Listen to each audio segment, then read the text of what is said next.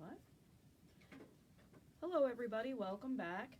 This is the live podcast. I'm Lisanne Miller from the W Cushing Studios, and we are going to talk today about marrying textures and dyed wool for a creative, unique look in a rug. And I even wore how we used to combine dyed and textured wool. We used to dye solid colored wools and combine it with a wide buffalo plaid, but not anymore. We've got all sorts of different dyes, spot dyes, tourmaline dyes, everything like that. So we're going to marry them together in a rug in a non-traditional way. And also we were asked, a lot of you have asked for me to pick textures for backgrounds. So they're the two things that we're going to go over today. First, I want to thank Rug Hooking Magazine, and we will have a great time. We have a schedule set up for the entire year. You can check it with Rug Hooking Magazine, and you can also check it with W Cushing and their weekly newsletter. So we'll be coming to you once a month on different topics. Always want to talk. You can talk to us, email us on what topics you'd like us to cover. So we're going to get started. I'm going to show you a few examples of what I've done. I like to combine dyed with textured. I like textured wool. And Deb Lynch is videoing again, so she will read questions as they come up, so feel free to ask. So we're going to come down here, and I'm going to show you a few different ways that we've combined dyed and textured. Now, normally I like a dark background, but this is a light background. And in this light background, there's a lot of textures. So I decided to, a seashell from Maryland Shores was my inspiration for this rug. So I decided to pull all different blues. So while I have textured, and I'll show you some of the textures for this background, there were 5 different textures, I combined the dyed wool to lift the image up. So in here, this is dyed wool, this is dyed wool, so is this and this. This is a texture combined with a dyed wool. And when you do combine a texture and a dyed wool, a lot of times you get a nice layering effect. So I got the layering effect of a leaf without having to outline or shade. Okay? Again here, this is a texture, a dark texture, and this is a mottled blue. Over here is a mottled blue and a texture. So I created the layers of the leaf by adding them one after the other. Then in here, this is the texture. It was a nice little texture called Dragonfly, which I'll show you in a little bit, but this was dyed to pop it up and make it look like a berry. And by mixing the dyed and the textured throughout this, it's a soft overall look, but it allowed me to create dimension and layer. And if you notice, not all of my stems are the same.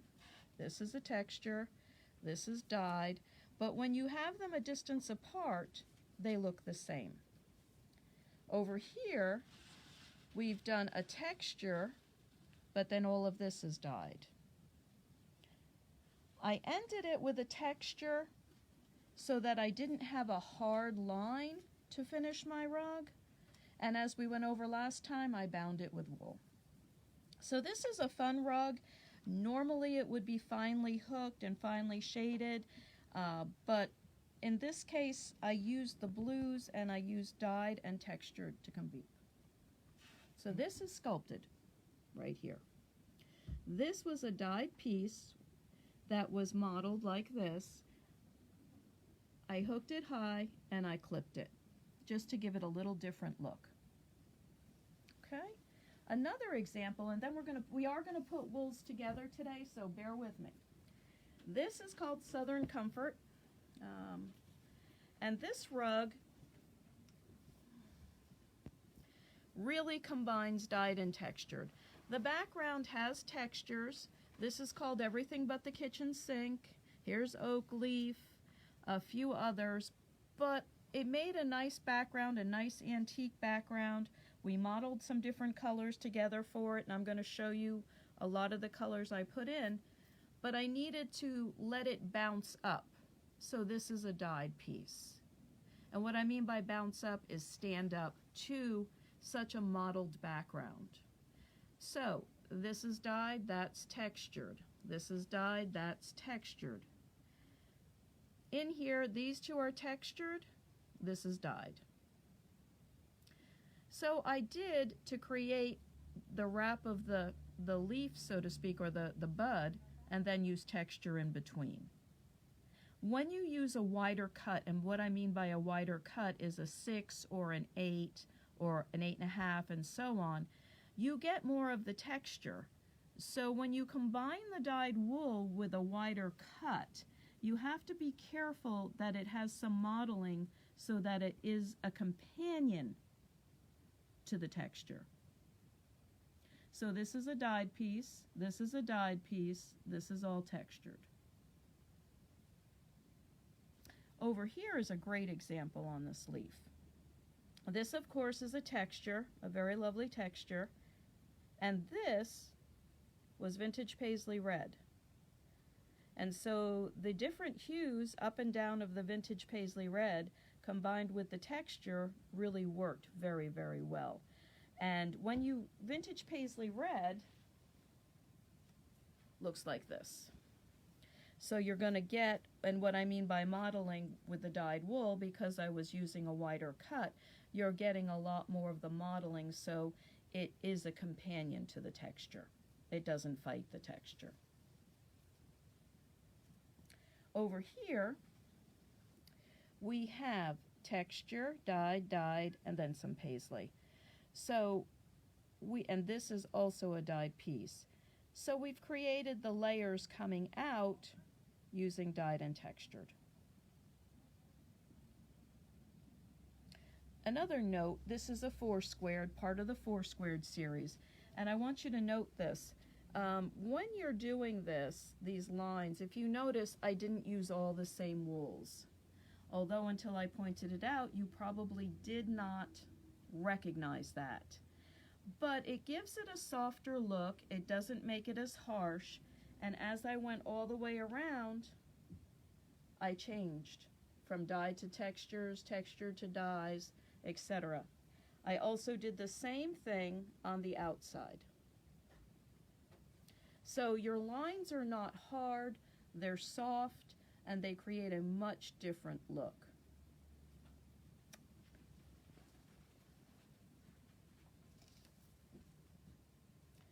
Next one is a pictorial. Okay. In the pictorial, the horse is dyed, this is his jacket, the jockey's jacket is dyed, but his hat, his pants, they are not. They are textured. This is a texture, that is a texture. But the perfect marriage between dyed and textures is in the wall, the stone jump. Here we have a dyed piece, here's a dyed piece, here's a dyed piece, but it adds the dimension when you add it with textures that go together. And while the majority of this piece has dyed, this is also a texture, and this is also a texture.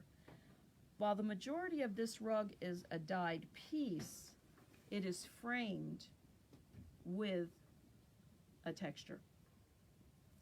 So I used a texture to create the border. And the corners are dyed.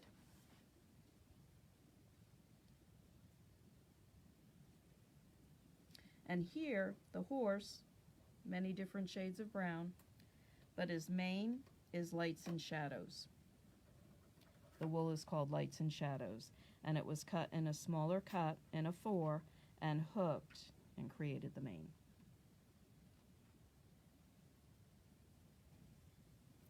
Okay. In an animal, let's talk about that. This is dyed reds. Here is a texture, a stripe. Here is a texture. And the wishbone is a texture. The turkey is a mix. I used the wool called Everything But the Kitchen Sink to set up my turkey. Then I took some of my dyed blues, leftovers from the other blue rug, and I used that to draw your line. And I know a lot of people wouldn't think that this wool, which is a texture, everything but the kitchen sink, with a little bit of turquoise would make a turkey, but it did. In the back, this is dyed, this is textured, this is dyed, and in between all his little feathers here is Irish Angel. What is the name of this fabulous turkey pattern? It's great. Oh, thank you. It's called Thanksgiving Wishes. That is the name of it, Thanksgiving Wishes. It's one of our patterns. It's a P is for primitive pattern. It's a lot of fun to hook. This, in between here, by this dye, this was a spot dye, and this was Irish Angel. And the Irish Angel works really, really very well.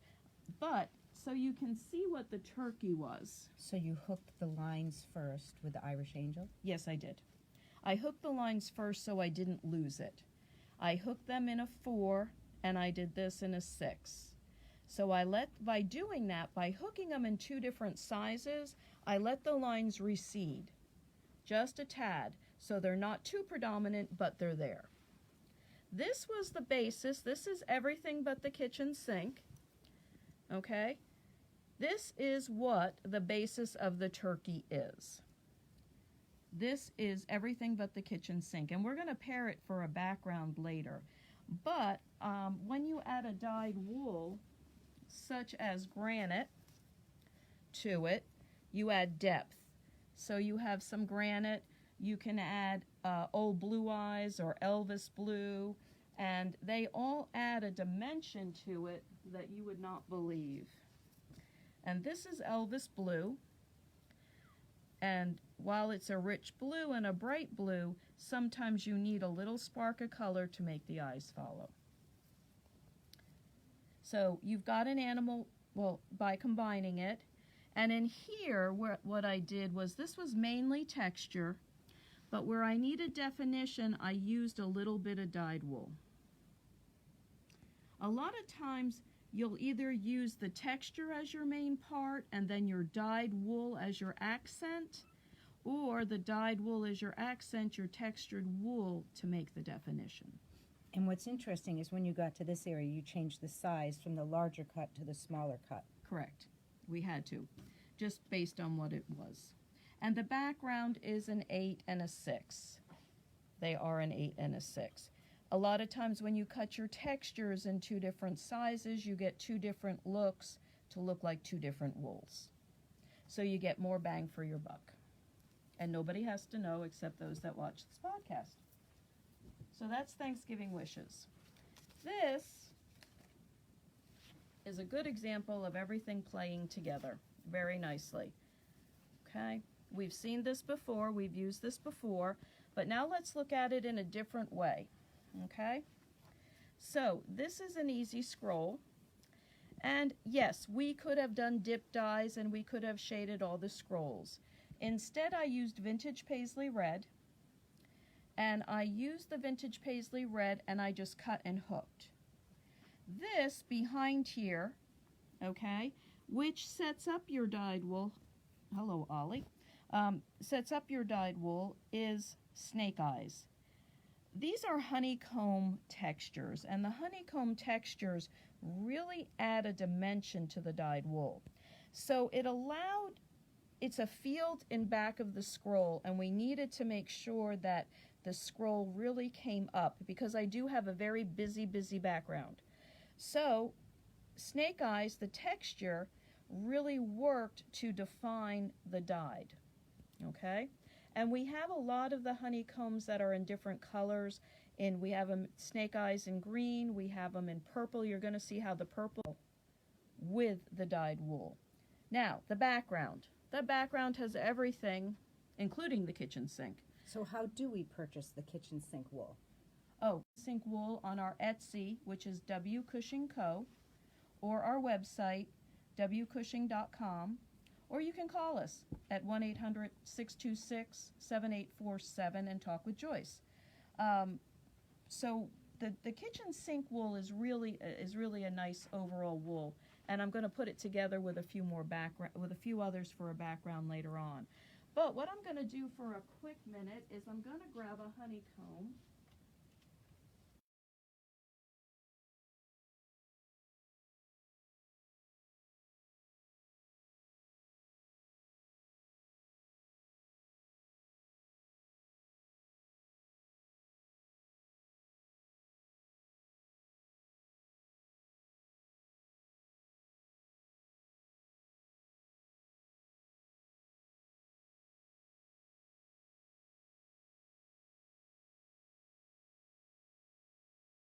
what we've dyed it on, so it's for a 6 and above cut. And you can see that they look very nice together. But you can also tell with all the modeling that it goes with the texture. You have your lights and your darks all the way in there. And then if you wanted to and you hook in a smaller cut, you could add vintage red, which is for a 4 and above cut, 3, 4 and above. So again, your dyed wool has some modeling, and this in here is the stability factor. The background has everything. Textured, dyed, and they're just all put together for one look. So if you have a lot of greens or blues or golds and they're textured and they're dyed, put them all in one bag and pull and hook for a background. And if you're going to make a busy background, I consider this a busy background, make sure you have a solid motif. This is a pretty solid motif. And with the solid motif, you can get away with a busy background.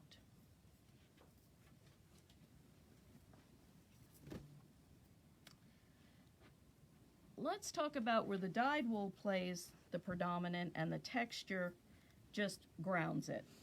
This is Dancing Trees, and of course the dyed wool is the background. But I use textures and a little mixed media to do the trees. Here is dyed wool.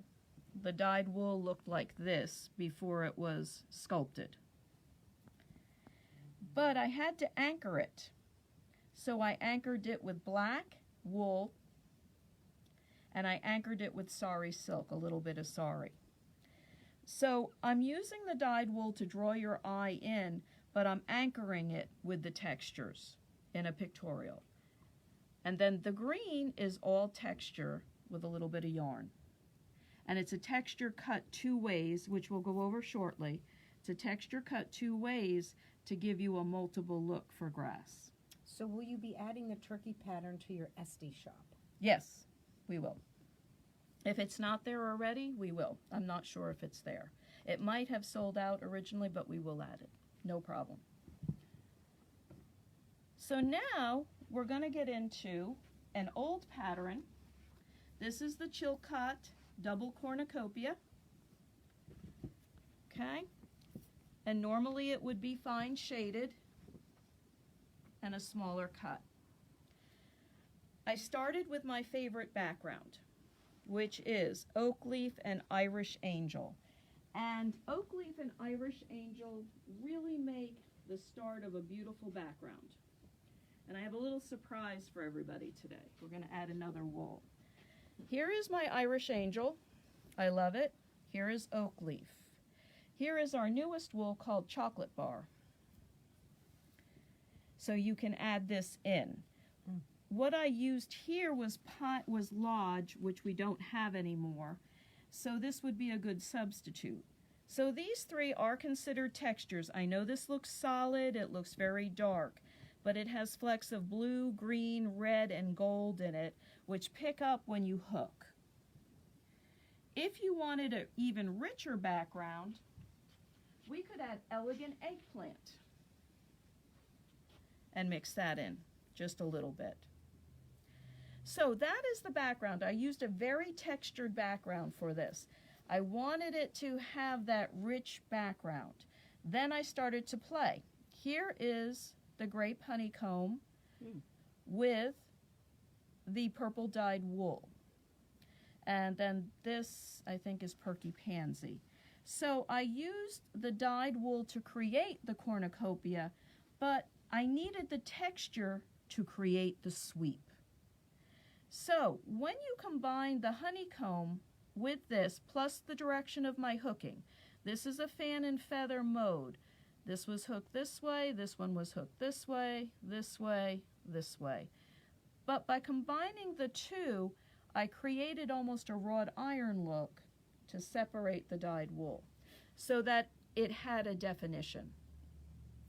Then, if you come over into this flower, I did use a lot of different Vinca dyed wools in here, and then I came in with a texture to set the top of it from the bottom of it.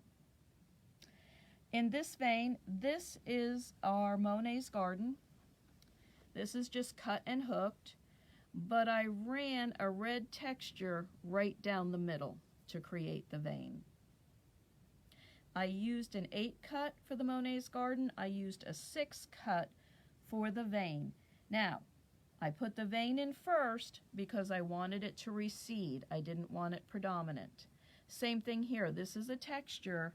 This is spring, one of our greens. I think it's spring green, but I'm not sure. In here, these are all dyed. But I had to use a solid, and I could have replaced it with a texture, but I didn't have a texture that went at the time. So this, I call it a pillow flower, could have been a little more defined if these had been textures, but I used a solid dye to create it. Here, I outlined the entire top with the Grape Honeycomb to set up the top from the bottom. And the Monet's Garden is a great wool to mix with your textures, especially for leaves, for treetops. This is a great wool because you get hints of the color when you hook it. That's what this is. But when you add color, when you add the texture in, it doesn't fight. It's a great one if you're going to start combining dyed wools in with your textures. This is a great one to start with, especially for leaves, for trees, for whatever you like. Somebody even did a spring basket in it and then used a darker brown to separate. So it's an overall dye. It just gives you the hints of color, and it goes with a lot of textures. You can combine a lot of textures with this. So this is a good one. If you haven't moved into that, it's a good one to start with. And you could do green textures with it as well. Even the green honeycomb would go with this. Okay, so if you did a leaf in this and needed the vein to be a little darker, you could use this. You could use this. You could even do a softer look with oak leaf. Or you can make it recede entirely with margarita mix for a real light look. So either one, it's the look that you want, but all of these textures, as you noticed, would go. One of the other textures that looks really, really nice with this, and it's interesting when you hook it, is Dragonfly. Now, for those of you that are used to using dyed wool and not texture, Dragonfly is a great introduction because of all the soft colors. It's a soft texture, okay? And then this could be the vein with that.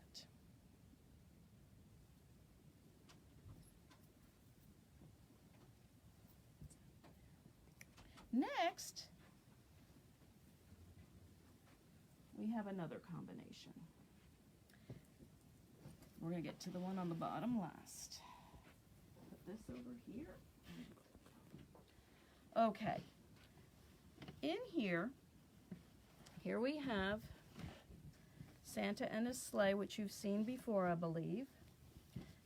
Okay. As you can see, this is everything but the kitchen sink because that's right up in here. That is right up in here. I played with the textures to create the layers of darkness of the blue sky, the blue night sky. So I did do a lot of textures up in here. I used the after hours. This is after hours. And I used a little bit of everything but the kitchen sink, and you get that nice modeling. So let's talk about after hours for a minute, and then we'll get into the sleigh. After hours is a great plaid because you have dark, you have light, you have dark, you have light. So you can separate, if you would like, based on what you need. So you get 2 shades within one piece of wool. And if you want it to go really dark, you can just use this. If you need to put little lights so you can see that there's movement, then you add in the light. As you cut it, you can separate it. Okay? So, here we have a beautiful piece of green sparkle dyed wool, and we have an old texture that I pulled out of my stash. And actually, this is an old vest, an old plaid vest. And what it did is it calmed down the green of the sleigh. So I used that in there to calm it down. And then we have, of course, the dyed Santa suit, but I did use the texture to create the curve and not overwhelm the piece. Then I used textures and dyed wool to create the packages. Now down here, believe it or not, this is a dyed piece. This was a dyed piece of wool that I had dyed many, many moons ago in my personal stash, but you see how nice it does look and creates a nice layer, a nice transition with the textured wool. Now, while this looks, and this is another good texture, this is not a dyed piece of wool. This happens to be a texture, not dyed. Because it is a small check, and it's very, very small in the check, and we'll show it to you in a little bit. It's called Jam Cupboard. While that looks like it, it looks dyed. So it creates a dimension off the dyed piece, but I used a texture in between.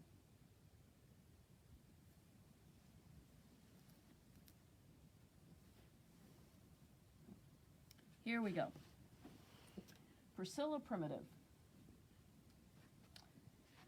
Many, many, many of you have seen Priscilla Primitive in many different forms. It was one of Joan's rugs that was just so beautifully hooked. This one was hooked by Ann Lopresti, and while the basis of this is dyed wool, and this is a lot of dyed wool, she had to use texture to create definition.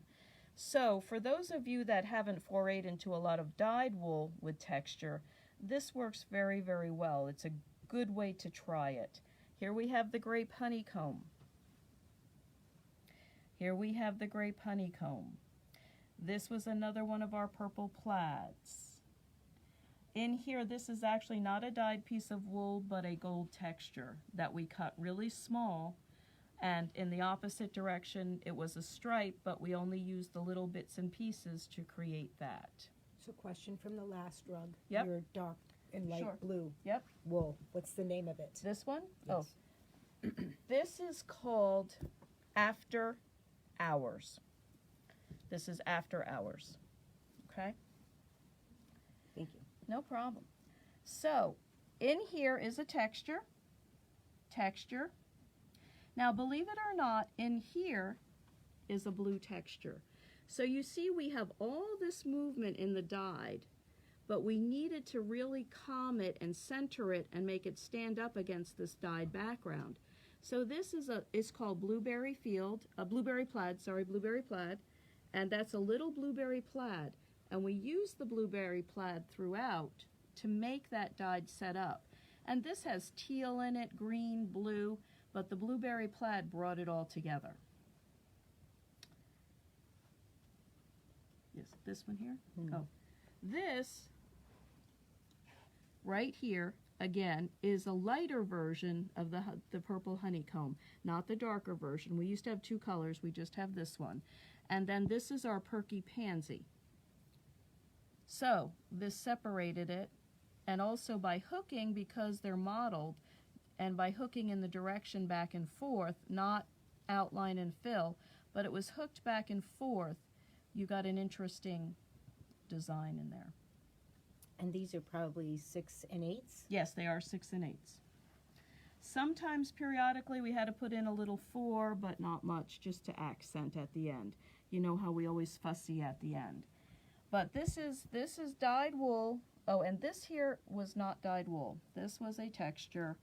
I'm not familiar with the name anymore. We don't have it, but this is a texture. But you can see we needed to shadow the leaves so they didn't all look the same. And these 3 leaves were the biggest problem in the whole rug.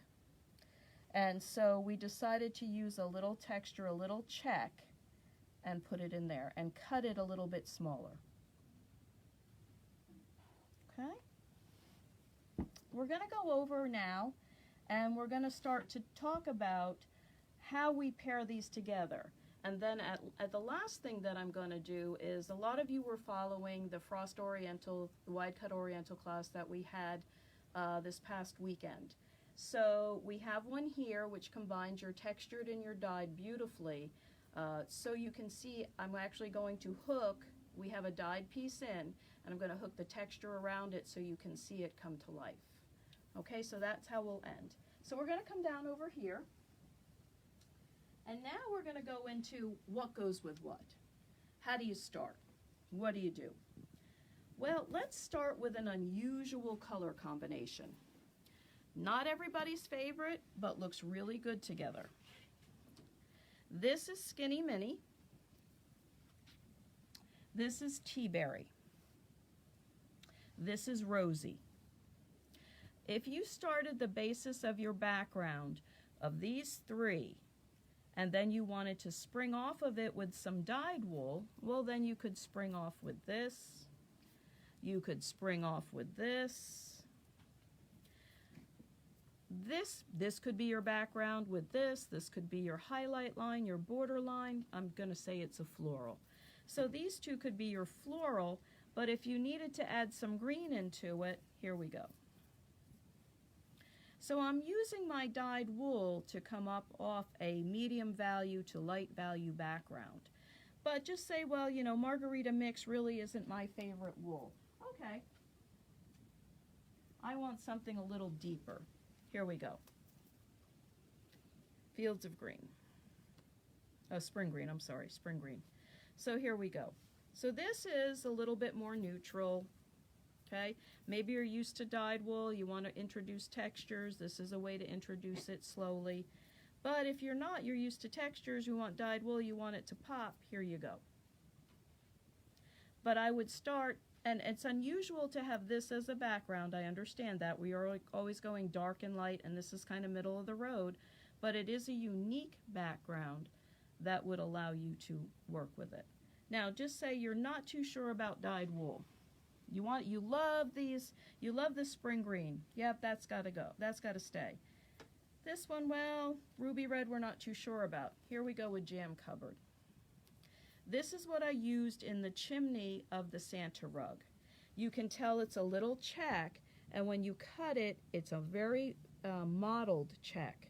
It's not predominant. So when you hook it, it looks like a dyed piece. And then this would go with it, as does this. Okay, so you don't like mum's the word. You're not used to dyed wool. This is something a little different for you. Okay. Put in a little wasabi. There you go. So that's one option. Another option, and like I said, this is an unusual color combination. Now, I know that this is sitting here and people, well, why didn't she pick Crazy Khaki Plaid? Because it turns gray and purple when you put it on one. Here is the red honeycomb seeds. Here's Jam. Okay?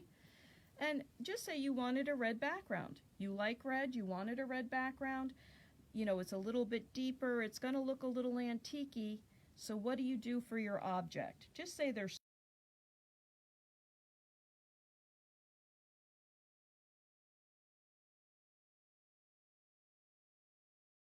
okay?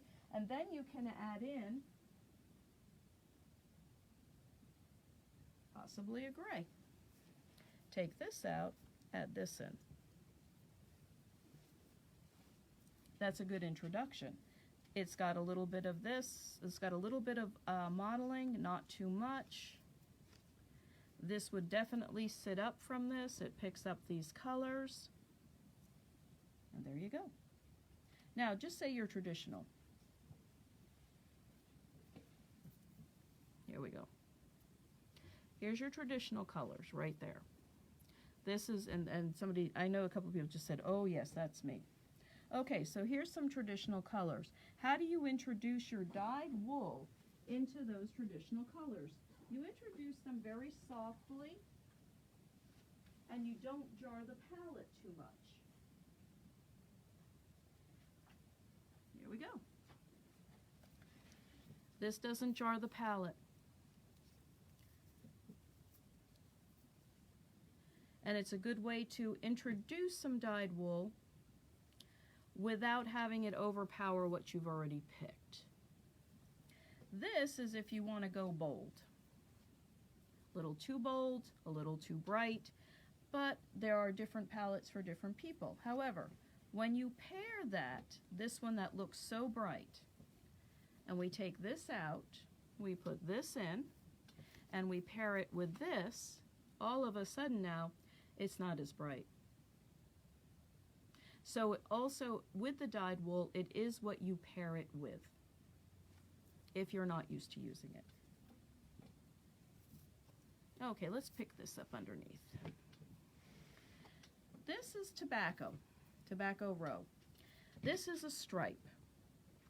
And when you have a stripe, you can cut it this way for the stripes. You can cut it this way to get flecks of color. I like to use this for roofs, for stones. I have a lot of things I like to use this for. So now we've got to combine it. Well, you can, now I'm just going to go in here. I'm not going to, it's not anything magic. I have burgundy, I have teal, I have a little bit of gray. So I know that I can bring this texture in. We're going to put this on the side for now. I know I can bring this texture in with it. I know they work. But then I want to bring in maybe a little bit of this teal into something else. This could be used as a background by itself, because you would split your wool. Just say you needed a yard of wool for the background.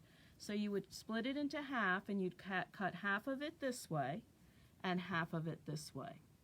So there's your background. So is there a limit of how many textures you should combine for a background? No.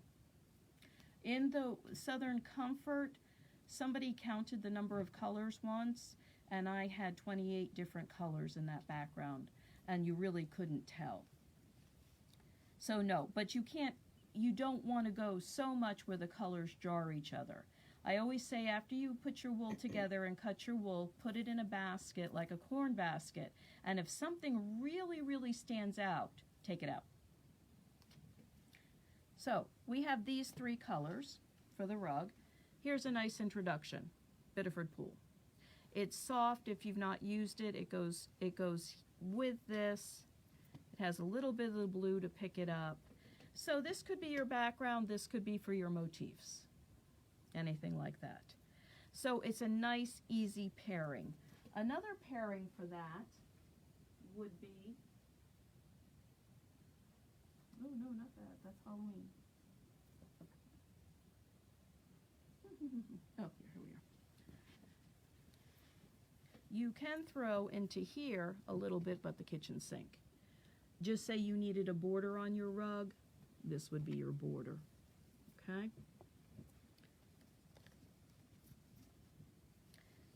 Now, here we go. Could you add the ruby red in here? Yes, you could. So this could be a border, this could be your background, or vice versa. Then you would have to change some of your tones, but our ruby red could take the place of this plaid.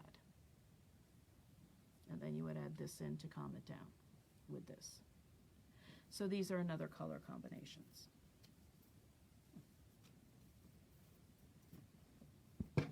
As always, Lisanne, you're so informative. Thank you.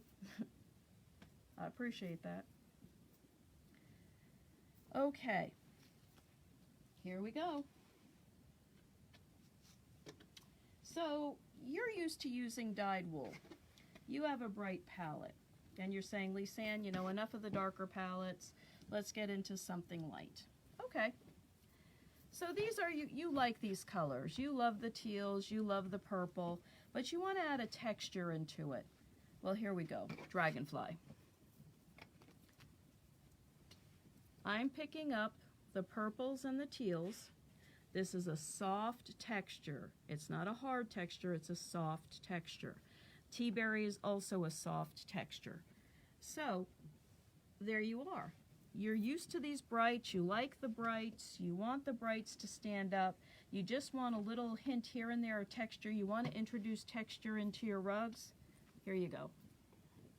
Right there. This makes a nice mottled background. Dragonfly goes with orange as well. It also goes with a little bit of sea foam. Excuse me. Okay. Let's go to my favorite background first.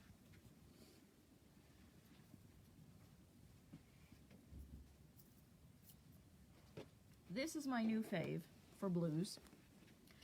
The browns, of course, we went over.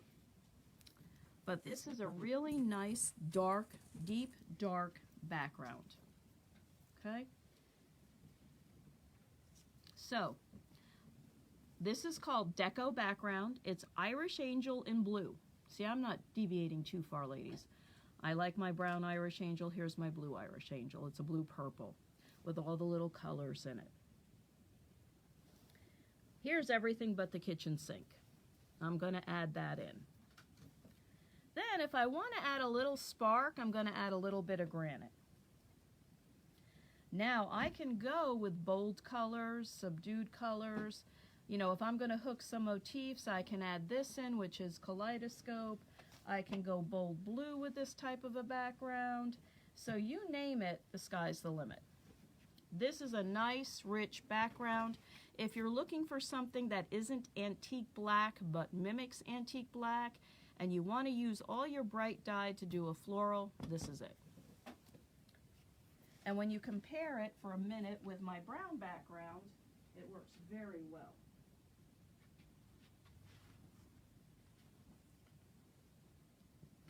So here we are, Irish Angel, oak leaf, chocolate bar, the new one. And if I wanted to add a little eggplant, there we go. So here's a brown background, here's a cool, this is warm, my faves, this is cool. Now, would I add any more textures or anything into these backgrounds? Absolutely not, that's enough. You can cut your wools a little bit different, you can cut them in different sizes, and there you go. So, you have dyed wools. You want to put some textures together. This is the Greens of Spring bundle, and all of these, I put the bundles together a lot of times to give you a good starter on how to mix them. Okay, so these are 3. You could use these in leaves throughout your rug, all throughout your rug, or you could pop it in a flower with Mum's the Word. Okay. So a lot of times when you see the 3 bundles together, I've done that for a reason. So those that aren't used to texture, that have a brightly colored, they want to know how to put the greens and the textures together, these would all go together. You could do one side of a leaf in this, one side of a leaf in that, and the center this way. You could go these 2 with that in the center, so they all intermix. This is a vintage background that's a little more neutral. Again, a stripe you could cut both ways. And then these 3 together would make a lighter background, a much lighter background. Then, if you wanted something a little different, this is chocolate, not chocolate bar, but this is chocolate. And as you can see, it has a gray component. It's a brownish gray. Now, just say you really didn't like this one, vintage, I think it's vintage stripe or vintage linen. You could add this, and have a medium value to use the bolds to pop out. So, if you wanted a bold dyed, you could go with that. If you wanted to do mainly a neutral rug, just say, I really want to do a neutral rug. I want to use this in the rug.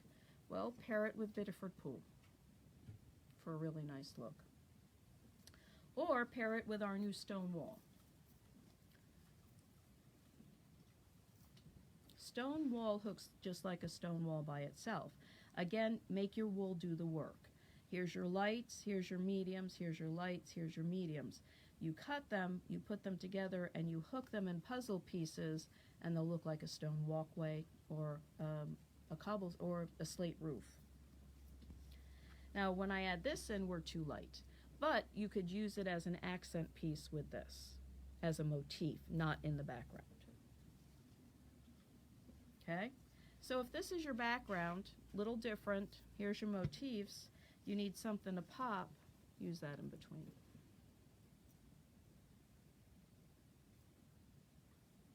Any questions?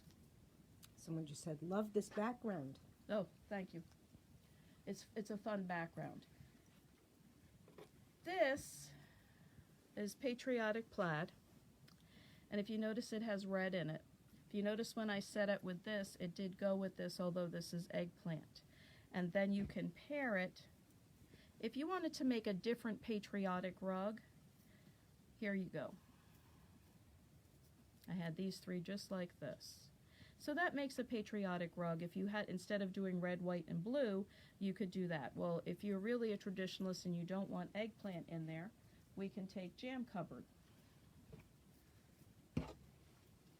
and have that as a patriotic. Okay? Or we can substitute one more, which is lights and shadows. And here's lights and shadows. We're going to talk about lights and shadows in a minute. And here you go. If you had to do the back of, just say Thanksgiving wishes is a rug you want to do, here's your stripes in the background right there. Okay? Lights and shadows. Yes, it's an old favorite. Yes, we love it. It's great to overdye. But you have gray, taupe, and cream. You can separate each of these to make so it looks like you have more wool than what you're using. So, Lisanne, how does one know when to switch it up with different size cuts in your rug? I mainly use an 8 cut. Okay, if you use an 8 cut, if you want to, just say you were using this combination, okay? Here's the combination.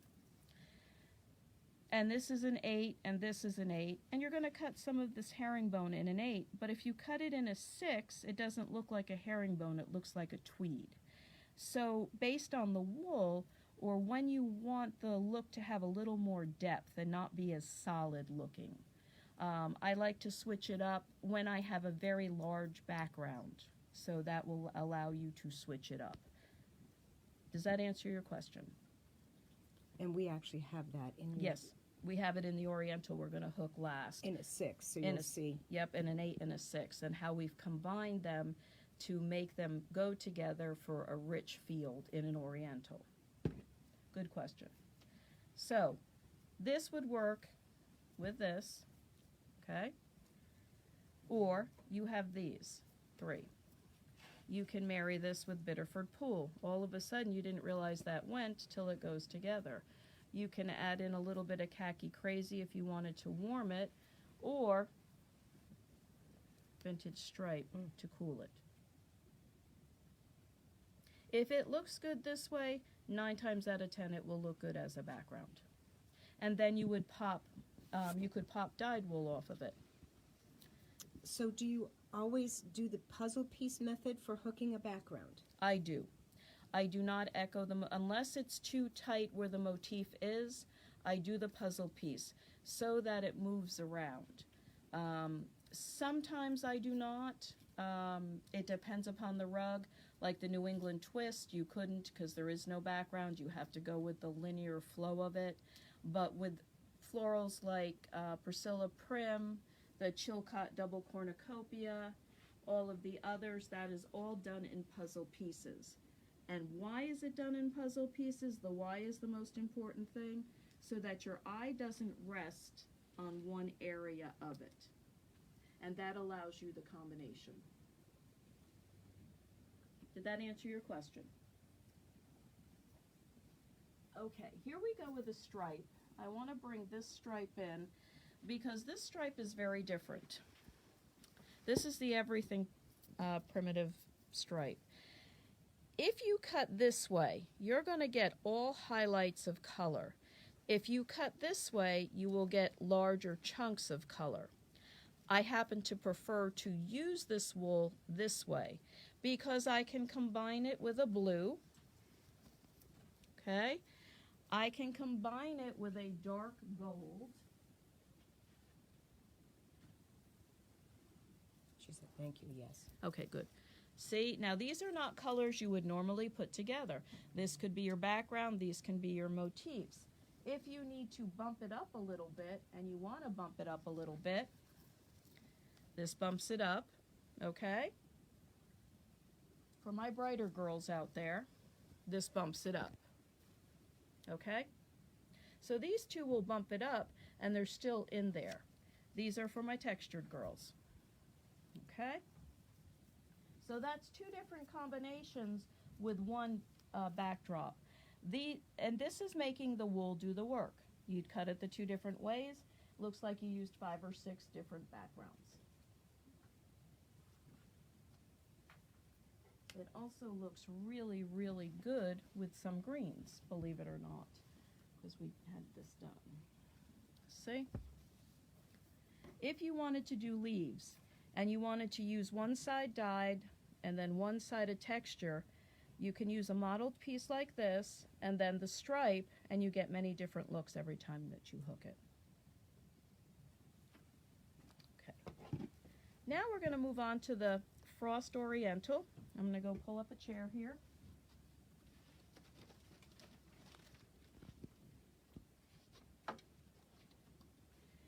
This is a small Frost Oriental.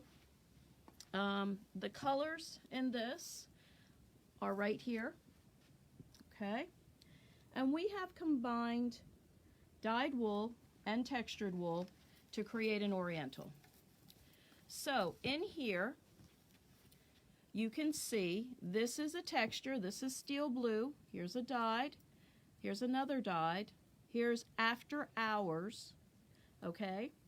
Then the next thing that it pairs up against is our vintage blue. This is Fruit of the Loom. This is the herringbone, and I'm going to grab it over here. This is Fruit of the Loom. This is what Fruit of the Loom, when it's cut into a 6, looks like. For those that ask the question between 6 and 8, the motifs here on the Oriental are a 6. The background is an 8 for a richer background because of the vintage blue. This is the vintage blue. This is the gold in the cameo. This is vintage red and one of the other reds. And then here's Fruit of the Loom cut, and here's steel blue cut. So once you do that and you're going to bring it out, sometimes it really works nicely. Here is steel blue. Here is fall foliage going around it. This is After Midnight, hooked in an 8. All of the motifs are 6. Okay?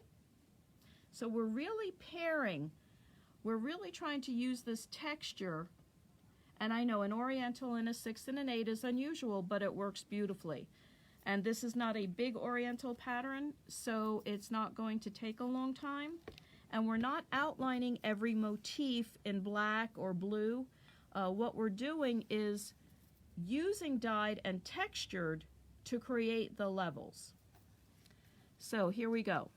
This is a dyed piece of wool. These are, we named these the Dancing Shamrocks in class. They are the Dancing Shamrocks. So now I have my dyed in.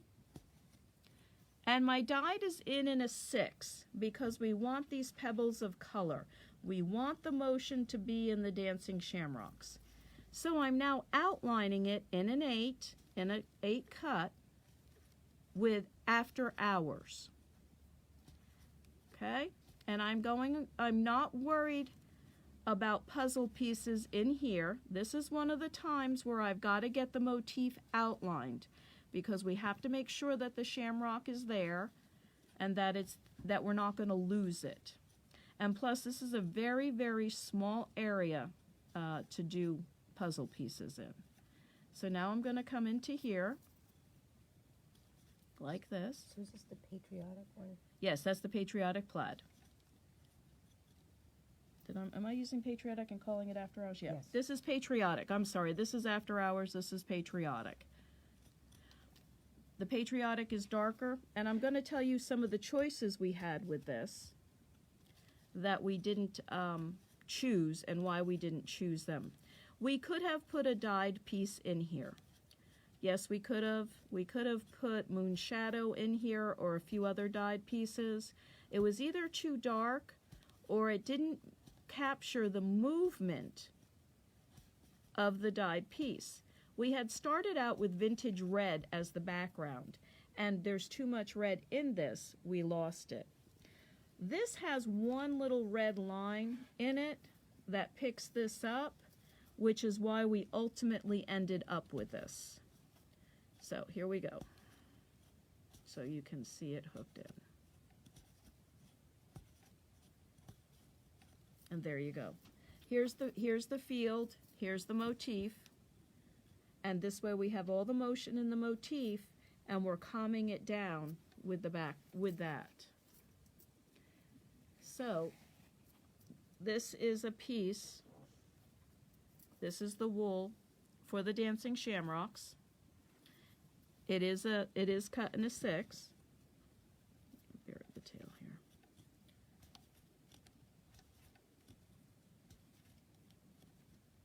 So I'm going to come here. And everybody asks this question all the time. On the line, outside the line, inside the line. Pick one and stick with it.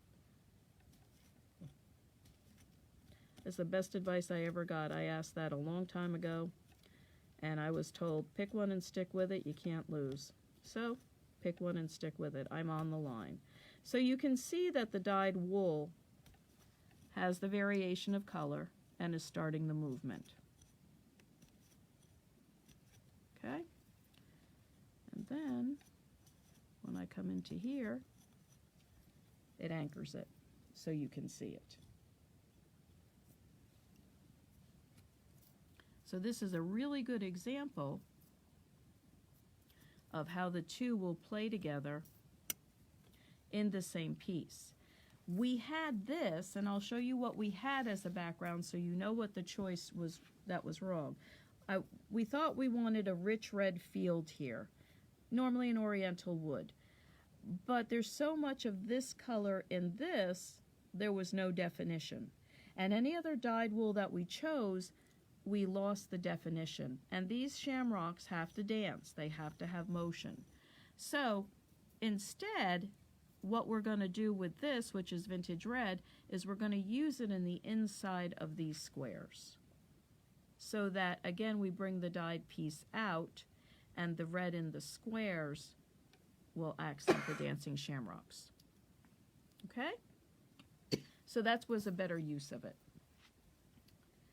And sometimes you don't know till you get a little bit in. Are there any other questions? Anything else you'd like to learn or know about the textures or how to combine the textures with the dyed? If you're new to combining textured and dyed and you're not sure where you want to start, a simple geometric pattern like the New England twist is a great way to see how they combine, to see how they play together, to see what colors you would like. Another one that I picked out, and this is the New England twist, and this is a great way to start because here you have all the twists. You can combine dyed and textured in one twist. You can make the lines a texture, the inside dyed, vice versa. You could use everything but the kitchen sink for a background. So this allows you to try the different color palettes, and you have a great rug afterwards without having to worry about it looking like a turkey, looking like a hunt scene. But it lets you see what you like. Do you like more dyed? Do you like more textured? Do you like a medium value? Do you like brights with a texture to anchor it? So this is a good one for you to use that in, plus use up your scraps. Great scrap rug for this as well. So, Lisanne, Yes. some textures have a tendency to shred, which Yes. we know, far too open a weave when hooking. Any hints on how to avoid the shredding? If you're going to avoid the shredding, you're going to have to go up to a 6 and an 8, 8.5. Also, you're going to have to use a hook that goes with your size noodle. In other words, don't use your 4 hook, use your 8 hook or your 6 hook. When you punch the bigger hole, you pull it up more smoothly, more evenly. Make sure you cut evenly. You know, tear it on the straight first and run it through your cutter. It's just because some of these are a more open weave. And you can always call and ask us if you want to hook something in a 4. Is it suitable for a 4? Is it not suitable for a 4? And we will tell you that. Same thing with our dyed wools. Some are just too loosely woven. Some are not. The stripes are pretty loosely woven. However, Chocolate Bar is not. Irish Angel can be fuzzy sometimes, sometimes not. Now, if you are a 3 and a 4 hooker, you're going to have to wash them again. All our wools are washed one time, but not overwashed. So you can run them through and tighten them up again if you like. So this pattern I pulled out is for those that have dyed wool, and a lot of dyed wool, and they don't know that they know they want to add texture, but they're not sure about it. This is called the homing. Okay? And this is a great pattern. It's got the bird's nest and the bird. It's a way for you to use your dip dyes or your dyed wools in the leaves, but add your textures in the veins. Add your textures in the stems. Make this a texture. Use your dyed wool. Come in here and make this a texture or this a texture. But if you still want these to look like rosebuds, then you use your dyed wool. So this is a good one for those who have dyed wool that want to introduce texture. You can introduce with oak leaf and Irish Angel and a little bit of dyed wool to make the bird's nest. But use your Great Robin's Egg Blue dyed wool to create the eggs. Or if you wanted to create the eggs with a texture, Cloud 9. Cloud 9 would create it. You'd make sure you use this piece, not as much as this, okay? And you could intermix. One egg could be Cloud 9, one could be dyed Robin's Egg Blue, and vice versa. So this is another way to introduce, another color to introduce, and if you did it in here, you could use your border in Cloud 9. So Cloud 9 is great. Sometimes it looks gray, sometimes it looks blue. We've used it for skies, we've used it for snow, we've used it for water. So this is a good texture for those that have dyed wool that want to introduce it for the first time. And the homing can be done in any color palette and in any size. So I thought that would be a good way to introduce. So if you have, or, okay, just say this is the leaf. You want to do a fall leaf, but then you want to calm it down. You want to put a vein in. Well, you could put the vein in with Rosie and then introduce Rosie somewhere else along the line. Or if you wanted a hard line or a grayer line, you could put it in with this, just like that. If you wanted to use textures for the leaves, you could use that bundle and then use a dyed piece for the vein. Okay, so that's just a different way to do that. Any other questions? Wonderful, thank you so much. I'll see you again next month. We're going to be in the dye kitchen next month doing dip dyeing. So everybody have fun, ask your questions away. I will the video will post, so those that couldn't see me earlier because they had to work, hopefully you can watch it later on. Thanks a lot and continue hooking. Bye-bye.